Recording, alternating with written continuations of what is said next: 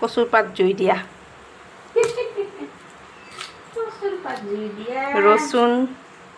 ধুনীয়া আহিছে এয়া দেখিছেনে কেনেকৈ বনাইছে আহক মই এইটো লৈ আহিছোঁ চাব আপোনালোকে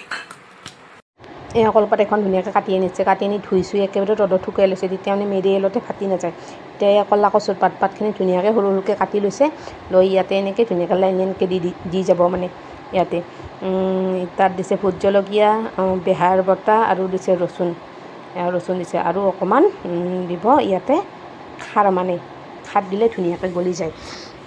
আমি খাৰ দিওঁ কিছুমানে নেমুও দিয়ে কিন্তু আমি খাৰ দিওঁ আৰু আমি হেৰিত বনাই খাওঁ আৰু বেলেগকৈও বনাই খাব পাৰি কিন্তু কলপাতত দিলে মানে যিটো কলপাতৰ ধুনীয়া গোন্ধ ওলায় না সেইটো ধুনীয়া লাগে আচল সোৱাদটো এয়া কলপাততে আহে এতিয়া পাতখন এনেকৈ ধুনীয়াকৈ বান্ধি লৈ মেৰিয়াই লৈছে দেখিছেনে মেৰিয়াই লৈ ইয়াক এতিয়া জুইত সোমাই দিব তাৰ বাবে এয়া দেউতাই দেখিছেনে এয়া খেৰ দিছে খেৰৰ ওপৰত দিব দি